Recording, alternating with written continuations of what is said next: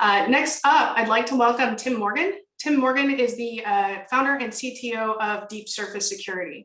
He'll be giving us a talk today of an overview of DLL Sideloading, how it can be exploited, and what you can do about it. So without further ado, Tim, thanks for joining us today. I'm going to hand it on over to you. Feel free to start screen sharing whenever you're ready. All right, great. Hey, everybody. Thanks for sticking around. Hoping you're having a good day. All right, get this started. All right, does that look all right? Looks great. All right, cool. All right, so I'm Tim Morgan. I spent about 15 years in application security doing penetration testing, consulting, did a fair amount of forensics and incident response. And now over the last 7 years, I started a company that works in the area of vulnerability management. And as part of that, what we do is in our our research team is we look at specific CVEs and we just want to answer some really basic questions about them in order to understand how those vulnerabilities affect a customer's infrastructure threat model. So we have a detailed threat model and we try to understand enough about the vulnerabilities to integrate it into that threat model. And so there's really just 3 questions that we try to answer about these things. First, what access does an adversary need to have in order to exploit the issue? So do they need to be a local user on the system? Can they do this remotely? That sort of thing. And then what access do they gain by exploiting it? Are they able to take control of just a non-privileged user account? Can they get local system or root, something like that? And so those 2 pieces are really important for us to understand exactly what the risk might be in the broader context of the architecture in customer environments. And then finally, we also want to know how likely is the issue going to be used. This is based on the same kind of metrics people are currently using to rate CVEs. Things like, is it being actively exploited in the wild? Is there published technical details on the issue? Those sorts of things. Just given, say, 10 local privilege escalation vulns, which of those is more likely to be used by an adversary on the same machine, right? If they had their choice, right? So that's kind of the 3 areas that we look at in order to really understand vulnerabilities. And unfortunately, in a lot of cases, the information we get from vendors on specific CVEs don't have enough information to even tell us, what the answers to these things, right? There's a lot of gaps in the information that's being published by vendors. And so it's a little bit tough to even get a basic handle on what a vulnerability even means to a business. So we do quite a bit of work on this in order to save our customers time and do the hard work for them. This is just an example of how things have become in the CVE system, where 5 years ago you used to get quite a few details from vendors like Microsoft, but now all you get is this little one-liner: Microsoft spoofing. Microsoft Office spoofing vulnerability. What does that even mean? Like, am I spoofing a website? Am I spoofing a signature on a file? It's really tough for us to figure out exactly what these things mean in some cases, which is really unfortunate. I think it really hurts the community. But anyway, that's another discussion. One day, and the reason for this talk is one day we were looking at a specific category of vulnerability, DLL hijacking. It also goes by the name sideloading or binary planting. There's lots of names for it. So depending on how you search, you come up with a different set of vulnerabilities. But here's just an example of one search on MITRE where we found like just about 500 vulnerabilities, all having to do with DLL planting, sideloading, hijacking. And in some cases, these descriptions give us plenty of information to know exactly how an attacker would exploit it. As it turns out with DLL hijacking, there's multiple different scenarios where it could be exploited, and the the level of access an attacker needs is very different in those scenarios. What they gain from it is very different. So we really wanted to get a handle on these, and going through them one by one to figure it out, it's just a ton of work. And so we were just looking for a way to automate the analysis of this category of vulnerability. And for specific situations, it seems like it was very easily automated. So we thought, okay, well, you know what, we're just going to write a script and we're going to look into just exactly how these vulnerabilities could be exploited, what access somebody would gain by doing it, and in order to just save ourselves time so we don't have to do this analysis one by one. So that's where this all started. And what we were shocked to find is that actually our script started to find a ton of 0 days. And so that's the interesting punchline at the end. But I'm going to first take a step back and start talking about the different types of DLL hijacking, the different scenarios where it could be exploited and what it means to you in different situations. So you have a broad understanding of this whole category of issue before I dive into what our findings were. Great. So what is DLL hijacking binary planting? Basically, all you're doing as an attacker is trying to figure out how to convince an application to run code out of your DLL files. And I'll go into more depth on exactly how this works, why it happens and all that. But just as an overview, there's 3 basic times when this can occur, at least that I've identified in the literature and my research. An application might have just a really sloppy library search order. And I'll talk about library search order and how that, what that means and why it happens. Or an application might be deployed or distributed through an installer that's EXE based, and the EXE actually trusts DLLs in the downloads folder, which I'll also cover in detail. And finally, the area that we actually spent more time researching is situations where an application's installed and the installation path just has weak permissions. Some arbitrary users can modify the installation directories. Turns out to be a lot more common than you'd think. If an attacker does identify one of these things, it's really trivial to exploit this stuff. Basically, somebody could build a single DLL with a payload in it, and they could use it in all 3 of the situations I just mentioned, and across many, many different applications, even ones that the attacker has never even seen before, right? So it's a really kind of a universal exploit for this category of flaw. And so, I think because of the ease of exploitation, it's something we should be focusing more on, even though the reasons for the vulnerability aren't too sexy. I mean, it's exciting to talk about these kinds of attacks because they're just basically permissions problems, right? But they're basically rampant on Windows platforms. And so I think it is worth taking a closer look at and raising awareness about. So let me talk a little bit about the first category, sloppy DLL search order.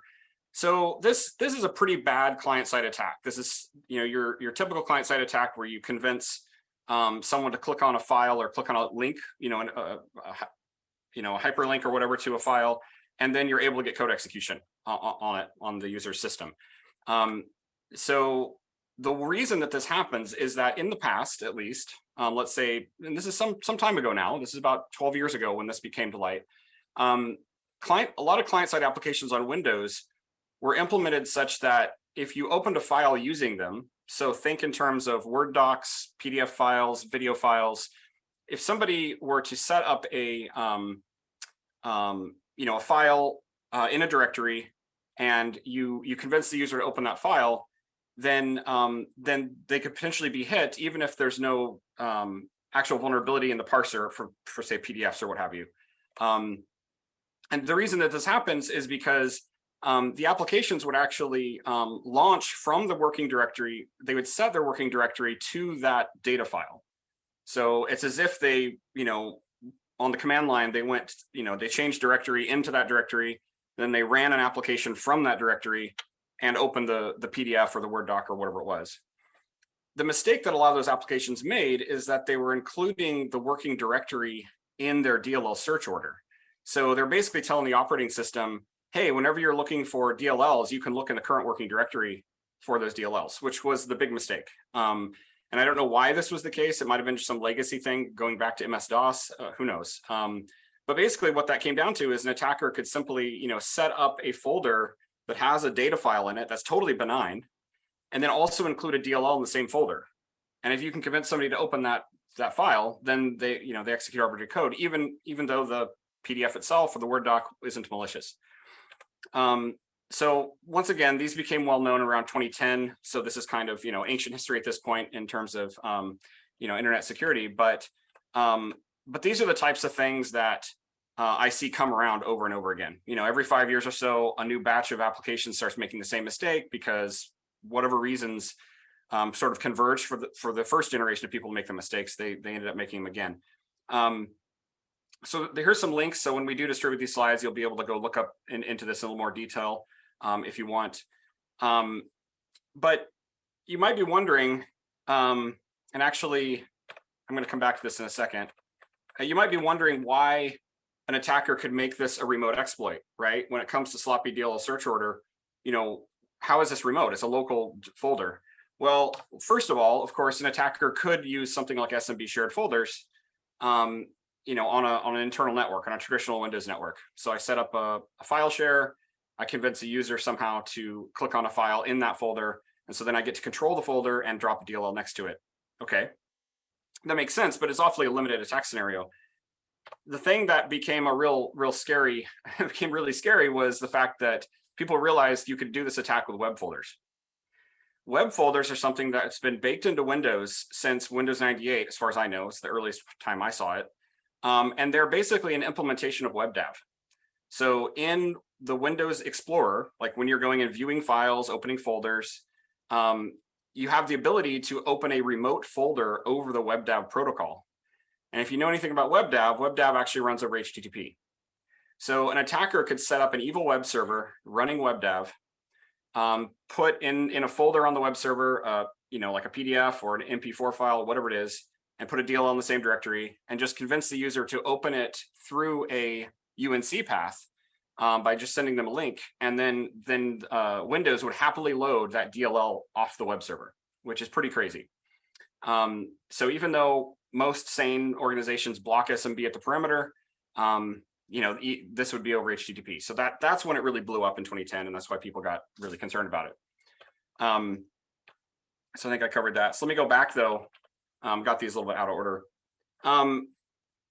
Let me before I go on to the next particular issues and attack scenarios, let me just cover the whole thing about DLLs and how they even work, because that will probably help you understand exactly what is going on with these attacks. Whenever you launch a program in any operating system, really, but in Windows as well, the executable binary file is not the whole program, right? In order to reuse components and to provide unified APIs in C and C++, operating systems break up the executable into many different components, and some of those components can be reused by multiple applications. And so Windows uses DLL files for this. So they're basically just a subset of the entire EXE, right? Linux uses SO files, and macOS uses SO and dialib files. So this isn't a vulnerability. This is just how operating systems work. And then whenever you ship an operating system, it comes with lots of DLL files. And lots of programs that are built for that platform are going to use those libraries in order to do basic things like opening files and interacting with the operating system in other ways. Every operating system has a policy on how an executable can find those modules. So usually when a executable is written, it's written so that if you have, if you want to go find win32.dll and use some functionality out of it, then the executable just asks for it by name, not by full path. It just says, I want this DLL, go find it for me. And so the operating system says, oh, okay, well, let's take a look in some common places where this might be found. And generally, the first place that an executable will be searched for is in the installation directory of the program. So if you install something under, C-drive program files, Acme Corp, whatever, and your executable is there, then that's the first place it's going to look for that Win32 DLL. If it doesn't find it in that first path, then it's going to fall back to system paths or other paths, just depending on the operating system's behavior. It might fall back to Windows System 32, something along those lines. So there's just this whole policy on where do I find my DLLs. And the issue here with these attacks is that the attacker figures out how to get into that set of paths. They figure out how to get their DLL into one of those paths before the OS's DLL is actually loaded, before the authentic one is actually loaded. So I know I'm going fast, and I apologize. There's just a lot of content in this deck, and I haven't figured out where to cut it in order to fit into an hour. So I'm just going to keep plowing along here. So coming back to the first type of attack scenario, where somebody could, maybe convince you to click on a WebDAV link, how are we defending against this? Well, each application that had this sort of sloppy DLL search order, where they were including the current working directory in their search order, they're pretty much expected to fix it themselves. So starting at 2010, there was a ton of these things found. People started fixing it.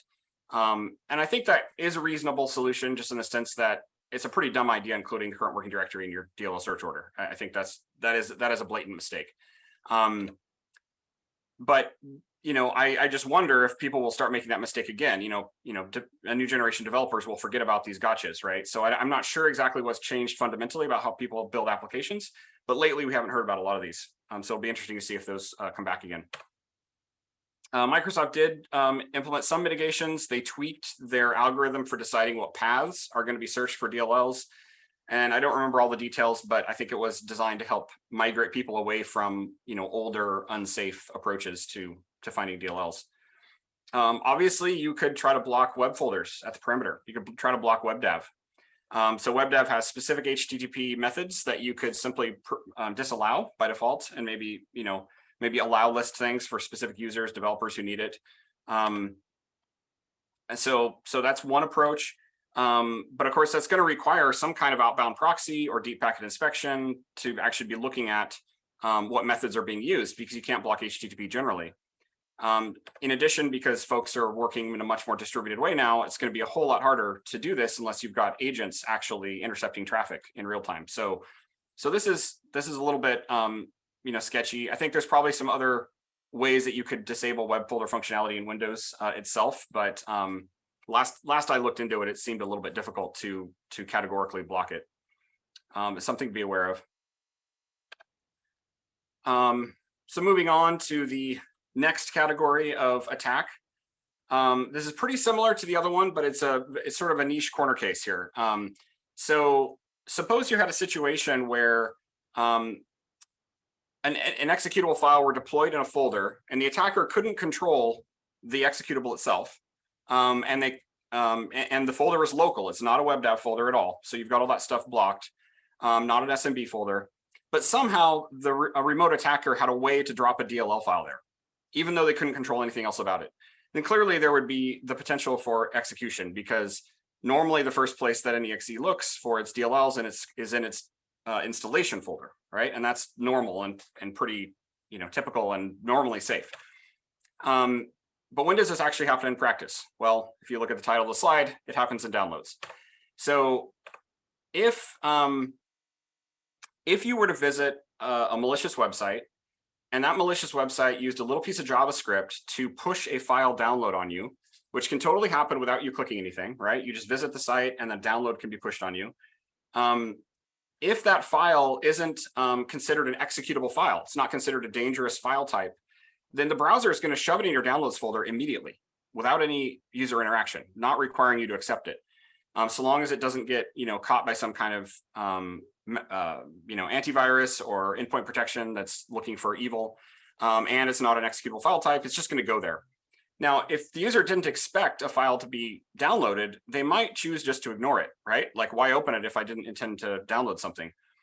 So in this situation, an attacker could pretty easily push a DLL on you, and most browsers will just treat that as non-executable, because a DLL, even though it contains code, won't run if you just double click it, right? You can't just launch it as its own application very easily. And so they haven't been treating DLLs as dangerous files. So the attack basically comes down to the attacker finds a way to kind of shotgun out a bunch of DLLs to potential victims by visiting malicious sites or hacked sites or what have you. Those DLLs get downloaded to your downloads folder, and then the attacker just waits for the user to install an EXE that's legitimate. You go out there to download PuTTY, or you go to download some Adobe installer or whatever it is. And if that executable is then also downloaded to the downloads folder, and then you run it to go install the software, it could immediately execute code. And so an attacker could plant these things days or months or years in advance and just wait for the shells to start raining in. And again, there's no need for the attacker to know what the vulnerable application is. They just need to know that a lot of EXE files, a lot of EXE installers happen to trust the current the installed directory, in other words, the downloads folder, to contain DLLs. And that's the default in most EXE installers.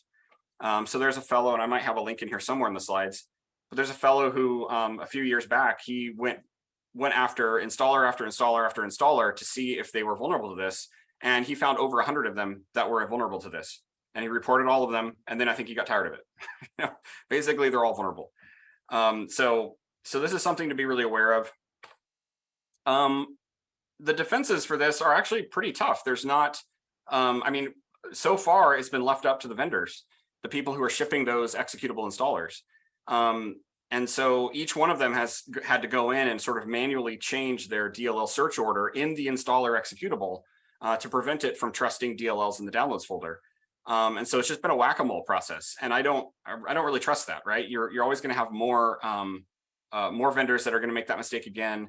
Somebody might fix it once, and then a year later they might make the mistake again by changing the way their installer's built, right? Their tool chain for building it. So I think it is a pretty serious kind of issue still at this, to this day.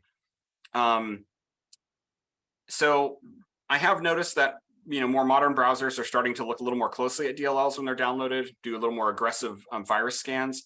But the last I checked, I didn't see any like explicit blocking or warning to the user that these were a problem. But I haven't really tested this in all the browsers anytime recently. So it'll be interesting to see if those become sort of a blocked file type or whatever. Also wasn't able to find any clear advice from Microsoft on how to deal with this, like at the enterprise level. Maybe I missed it. I'd be interested to know if you've seen this before. So, I mean, one of the only things you can really do is just be looking for, as at an enterprise level, is be looking for indicators of compromise. Looking for maybe blocking DLL downloads at the perimeter. I mean, that probably would make sense in a lot of cases. You could probably get away with that. But also, audit your downloads folders on all your users to see if there's any latent, exploits or indicators of compromise that maybe it had happened already.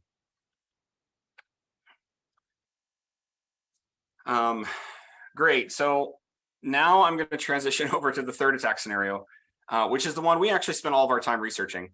And that's just a really simple, straightforward kind of situation where if somebody were to install software on your system and they failed to lock down the permissions on the installation path, then it's pretty obvious that somebody would be able to either modify an executable that you installed or drop DLLs in the same folder where the software was installed and might be able to do local privilege escalation attacks, right?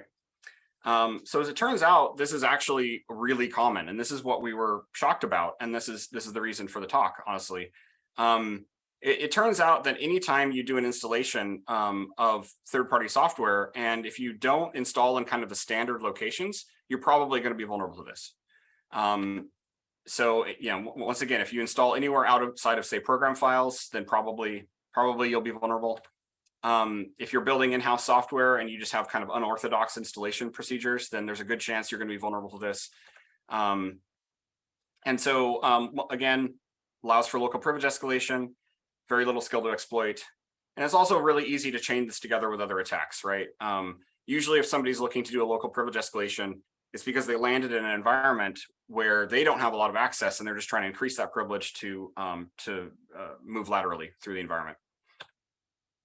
So, to expound on that a little bit, why is it that, gaining local system access or getting privilege escalation working is really helpful for attackers? Well, again, think about it where an attacker maybe phishes a user or finds some other way to get a foothold in an environment, but that user account that they stole doesn't necessarily have a lot of access to things. It's not a highly privileged user at the domain level. It isn't even a local admin on their own workstation. Where would the attacker go next? And so the attacker could certainly try to attack different vulnerable services on internal servers, right? If they're on a VPN or if they're somehow on a traditional internal network, then they could, maybe look for web servers that are vulnerable to Log4j or something like that, and maybe be able to move that way. But that can be pretty tough, and it's also usually pretty noisy if you're out there scanning a bunch of internal services for potential issues. So a much more direct approach that I think a lot of intruders use these days is just try to get local system so that you can do a whole bunch of other things.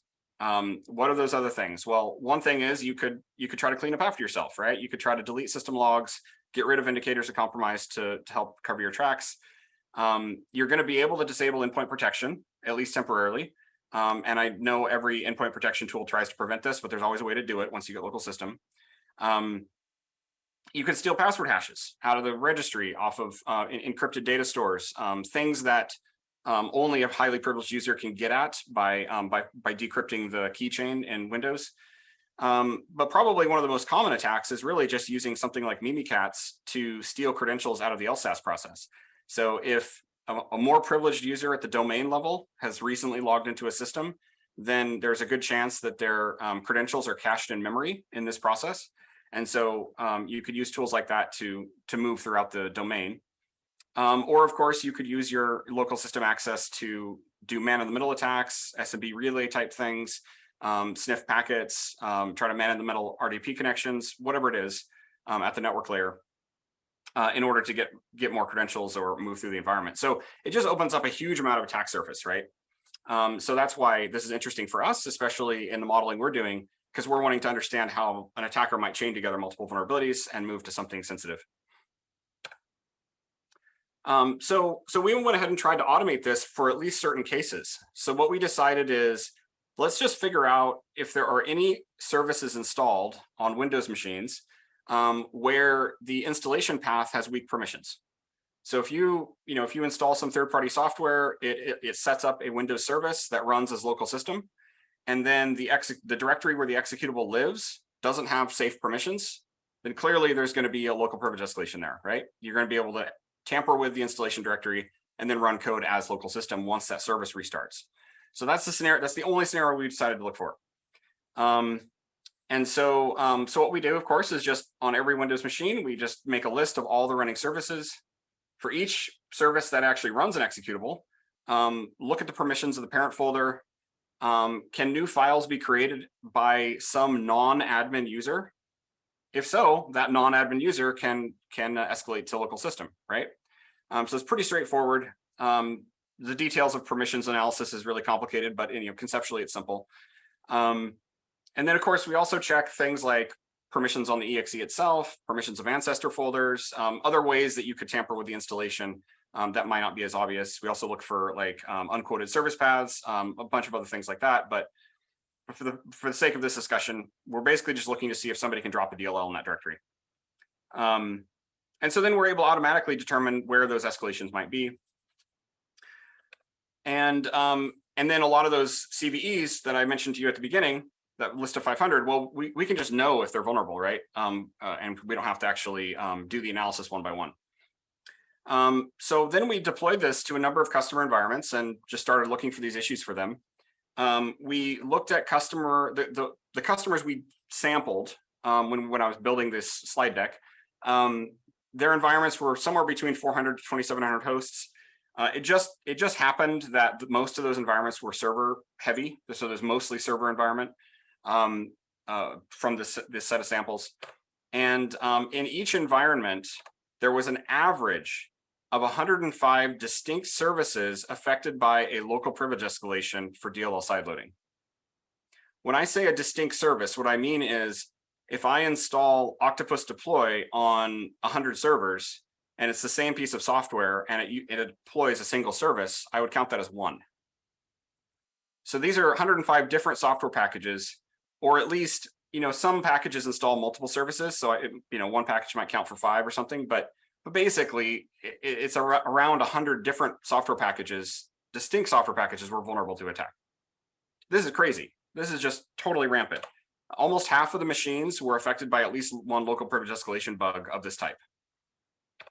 So that was really shocking to us. And so, of course, we're able to include that in our threat model and help people figure out where those things matter. But why is this so common? Like, why is this showing up so often? Well, I mean, at a really broad level, I think folks have a really hard time with NTFS. Okay, NTFS permissions are really complicated. There's all this crazy inheritance stuff. There's super fine-grained access controls. And so folks just don't really quite understand the nuances between those different settings. But the most important thing is software installers on Windows almost always leave the permissions entirely up to the user, which is really unintuitive. I mean, any other platform does not do this. Like any other platform on Linux, Mac, whatever, they're going to lock down permissions when you set things up. So usually folks are relying on NTFS inheritance to keep themselves safe. basically, if you install in program files, the permissions in program files are safe, and you're just inheriting those permissions as you create new folders, so you're okay. But if you install anywhere else on the operating system, you create your own custom directory on C drive, you create D drive program files and start putting stuff in there. Well, you're going to have to lock down those permissions yourself. And so there's also no warning at all from installers. Typically, when you go to install anywhere outside the default, they're not telling you, oh, don't forget to lock down permissions. They just don't do it, and they don't actually change the permissions themselves even when they're creating a folder for you. So I find this is a massive gap in the installer approach. But I don't really think users should be expected to have to lock these things down in a reasonable way. But anyway, we could debate that. Another aspect of this that I think folks kind of confuses folks sometimes is and I'll show you in a minute as an example, but there's a difference between the permission to write to an existing file and the permission to create a new file in a folder. You can grant those things separately, and I think some of the defaults in Windows might grant the ability to create new files, but not necessarily let you tamper with existing files. So folks might assume it's safe because you can't modify the EXE that's already installed, but you can create new DLLs in the same folder, so you'd still be vulnerable. And so that might also be contributing to this. So after we started seeing customers with tons of these vulnerabilities, we started looking at the really common ones. And then so for instance, we found that some Erlang installations were vulnerable. And so then we went and grabbed a copy of the latest Erlang. We installed it on our machine in a non-standard location, and sure enough, it was vulnerable to attack. So then we just went through these packages one by one and started making sure that, yes, when we do a basic install, vanilla install of it in a non-standard path, are you vulnerable? And yep, sure enough, across the board, these were vulnerable in some way. So these are the ones we ended up reporting. At some point, you get kind of tired of it. There's just so many of them. And so we ended up, kind of stopping after we found a really minor corner case in Firefox. But there's a ton more out there. And so I think folks really need to be cautious about this. And I don't know what the big solution is, other than maybe having software installers be updated so that they're safe by default. I don't know that doing whack-a-mole with each individual package is the way to go. So again, if you're trying to protect yourself from these attacks at the service level, the software installation level, you could always just try to install things in program files. Obviously, you're going to have to manually fix permissions if you install things anywhere else. Just general recommendations on how to lock things down here. And I do recommend periodically auditing, particularly with services or other things where an attacker is going to have a really easy way to compromise the application. If you have scheduled tasks that are running out of that run executables that might have unsafe permissions, then you're going to want to look at that. Here's a quick script that can help you lock down permissions. It really just revokes permissions from the built-in users group, and there are other groups that you should consider in that as well. So this isn't one size fits all. You have to really pay attention to what you're stripping here. Great. So what I'd like to do next with the time that I have left, and I'm not sure how much time I have left. Oh, I have quite a bit of time. What I'd like to do next with the time I have left is actually just show you a demo of how somebody would exploit one of these issues, how they would identify it, do the reverse engineering, and then exploit the issue in kind of a surgical way. But before I jump into that, are there any questions that folks would like to pose? Hey, Tim, there's a couple in the chat. One is, can you elaborate on how random EXE could run an adversary DLL? They come from two different places, if they come from two different places. Sorry, let me just pull it up here because I'm having a hard time multitasking. Yeah, it's hard for me to answer questions that way as well. There's two questions right at the bottom. Okay, cool, I see it. Yeah, so basically, when it comes to an EXE, there's not really any, a verification of the source of the code. So, there's traditionally, at least, there's no code signing. There's no requirement that the executable is running a DLL that was also packaged with the executable, right? So just the way that the search order works is, I want to, if I want to load a DLL by name, I might have packaged it with my software, or I might want to be using the operating system's version of that DLL. And that's really common. Most software is going to load up a dozen or more DLLs from System 32, from Windows System 32. But back in the old days, especially back in the old days, you'd have this problem where, one third-party software package would ship a DLL, a certain version of a DLL, try to install it in some system path, and then another piece of software would ship the same DLL, but a different version of it.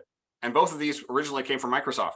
And so then they would fight with each other, and you got into what they used to call DLL hell, where as soon as you install another app, it breaks the other app because they're sharing a DLL. So anyway, there's sort of rules about all this, and but it's really common and normal for an application to expect to be using a DLL potentially from a third party. But if the application developer wanted to guarantee that a Windows distributed binary, like something that came from Microsoft, if they want to guarantee they're using a specific version of it, they could just include it in their own installation directory to override the system one. So that's kind of why people do that kind of thing. Going on to the next one.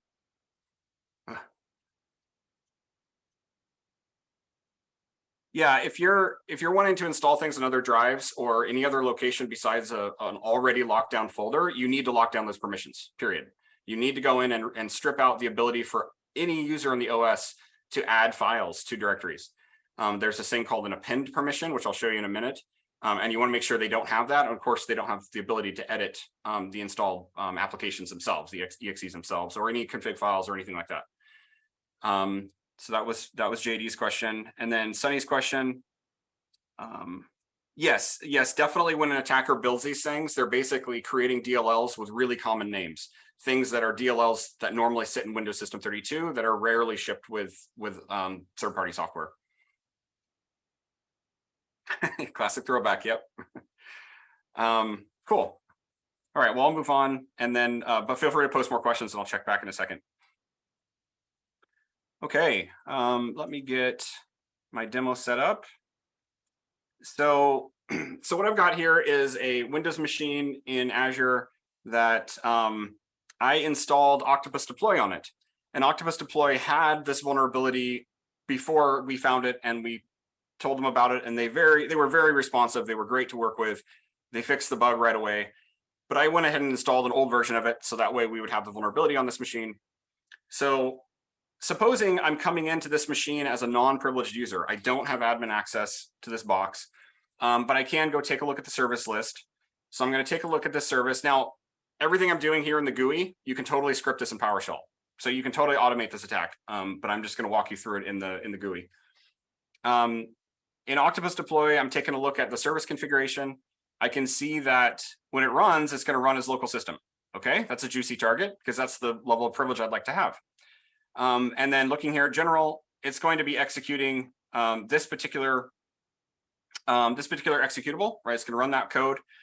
So that is the location I want to look. I want to see if the permissions of this whole, Octopus Deploy /Octopus, if those are safe permissions. And yeah, so then I'm going to take a look over here into my Explorer and take a look at this C drive Octopus Deploy directory. Go into the properties. Okay, and now this is where we have to dig deep because the Windows GUI still thinks we're in MS-DOS and that we need to present things that way. So we need to dig. So we go into security. We look here and we see that, okay, authenticated users, system administrators, and users all have some kind of privilege to this.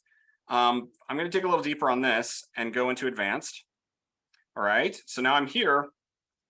But now I want to look at, it says I have access to modify, which is kind of a red flag. But what do you mean by modify? Well, let's look a little deeper. Okay, here are some more permissions, but we still think we're, this is actually a summary of permissions. This is not really the permissions of NTFS. So then we have to go into advanced. So this is how far you have to dig in order to actually know what the permissions are for this particular group. And so now we can see that, yes, I can traverse folders fine. I can list it, read. Okay, now I can create files and write data. And I can create folders and append data. So these are very, and of course there's write ability. So this is very permissive. This gives the user lots and lots of access to edit the directory. But in some cases, I've seen ones where the only thing granted is something like create folders, append data. And all of these write ones are disabled. That seems like maybe that's not a big deal, right? What's the big deal if I can create folders or append data? Well, the append data permission to a folder means you can create new files. That's just what it means for a folder. So, and so it's really nuanced there. And so even if you can't modify existing files, you might be able to drop a DLL, and then it's, it's catastrophic. So, so you really got to pay attention to that, because depending on the version of Windows, this permission bit is set at the C drive. So if you're creating subfolders and they're inherited, it's just going to come on through, even if some of the other stuff is revoked. So that's one of the big gotchas. Okay, so I can see that this is vulnerable indeed. So great. So now I want to do an attack. As an attacker, I might then want to really understand better exactly how Octopus runs, what kind of DLLs it's going to load when it starts up. So instead of trying to mess around on this system, let's hypothetically move back to the attacker's lab and go back into their lab, and the attacker can then go grab a package of Octopus deploy and install it on their own machine, fire it up and start reverse engineering some things. So what I want to know is, when Octopus starts, what DLLs is it going to try to load? So what I did is I installed Process Monitor. This is from sysinternals, which is owned by Microsoft, and you can download it from Microsoft's site. It's just a very useful way to monitor running processes. This is really similar to strace or ltrace in, well, it does more than that, but strace and ltrace in Linux. So what I've done is set up a set of filters here to only show me the events on this process that I care about. So I want to know that it is Octopus that's running. I only want to know about the create file operations, and that operation is very badly named. This operation does not create files. It creates file handles. In other words, it opens files for you. So it's the open operation. So anytime this process is going to try to open a file, I want to know about it. And I only want to know about it if it fails, is not successful. So if Octopus tries to open a file and can't, then I want to know about it.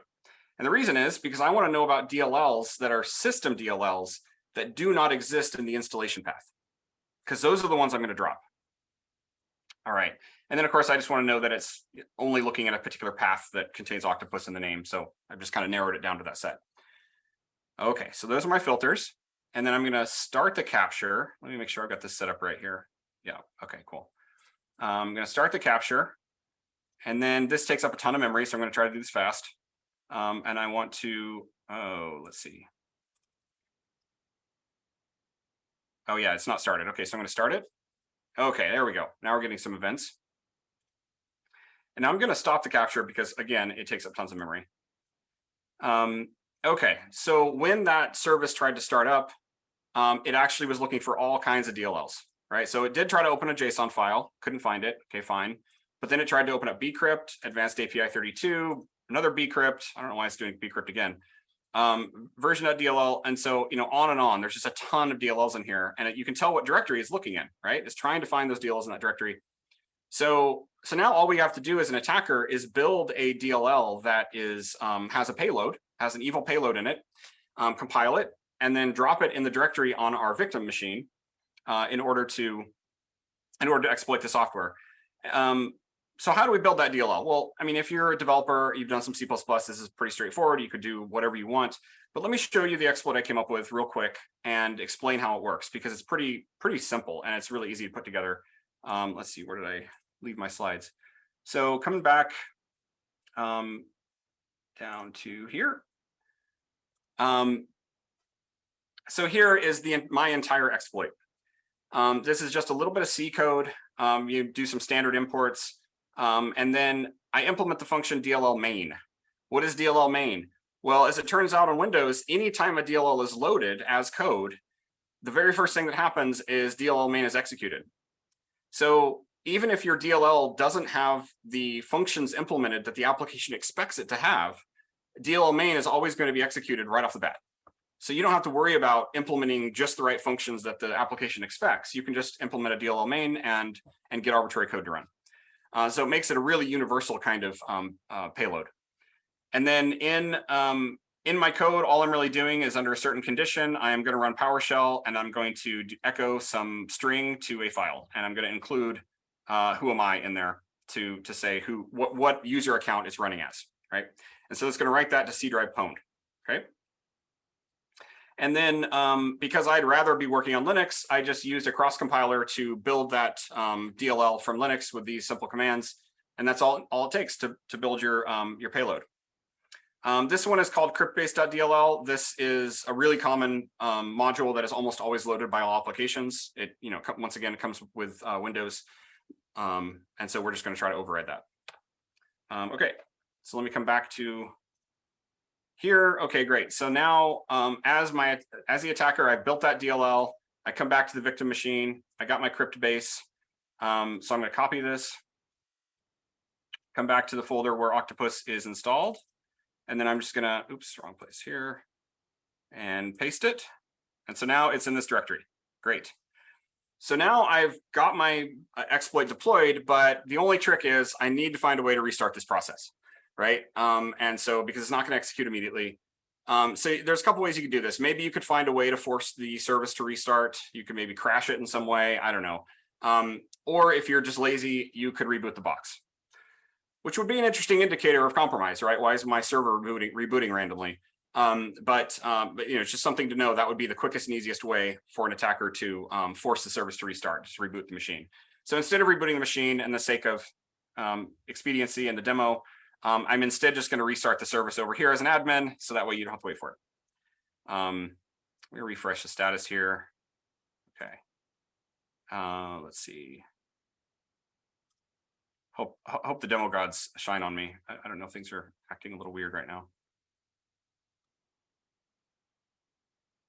All right. So coming back here, let me get back into C drive. There we go. Hey. So after, and I swear, I did this today, right? This file was not already there. Yes, it is 6:11. Okay, that's the current time. So this file did get written just now, and if we opened up, then you can see in Notepad that payload ran as NT authority system.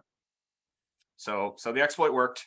The service probably crashed because it was expecting something that actually works. But anyway, that's the outcome.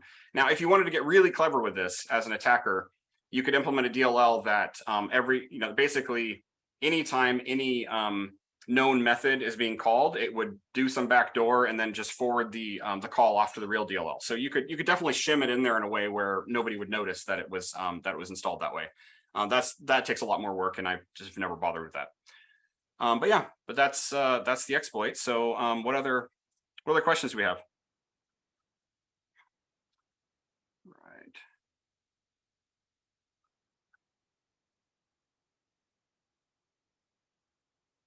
Cool. I'm not seeing any other ones. Am I missing one? No, so far that's the only questions. We can give folks a moment if they're typing furiously. Yeah, take your time. I'm not in a rush. Looks like we have a little bit extra time.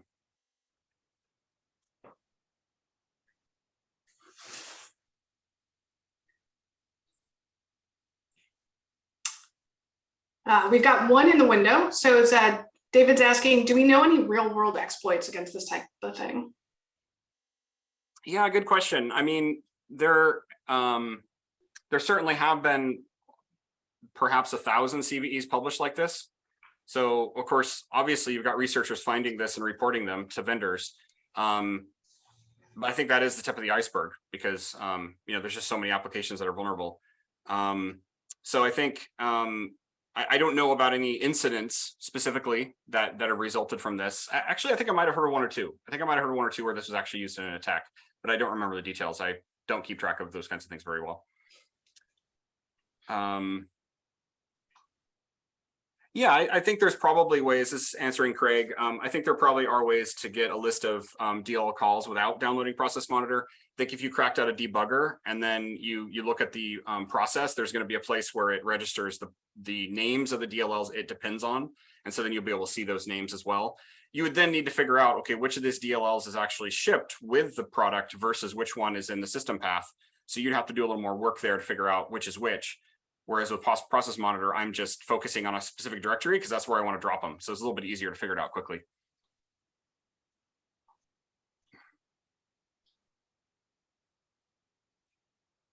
I did read just recently about some attacks on Mac OS where this was actually a problem. So with dial-up files, apparently at some point, but I don't remember the exact attack scenarios. So anyway, there's a lot more work to do in that area. I think for us, as we expand our capabilities to try to find these things automatically, I'd like to look at scheduled tasks in Windows the analysis is going to be really similar. It's just a matter of enumerating those, figure out where they're running from, and see if that finds any more of these kinds of issues. And then I want to extend this to other operating systems. I don't think it's going to be super common to find this on standard software on, say, Linux. But if you're installing third-party software on Linux, I bet there's a lot of these kinds of issues where vendors throw something into the ops directory and then they don't lock down permissions properly there. And then similarly on Mac OS. So, that's kind of future work for us. Fantastic. Thanks, Tim. I don't see any more questions in the window, so I think we can wrap things up. Appreciate you stopping by today and joining us for the talk.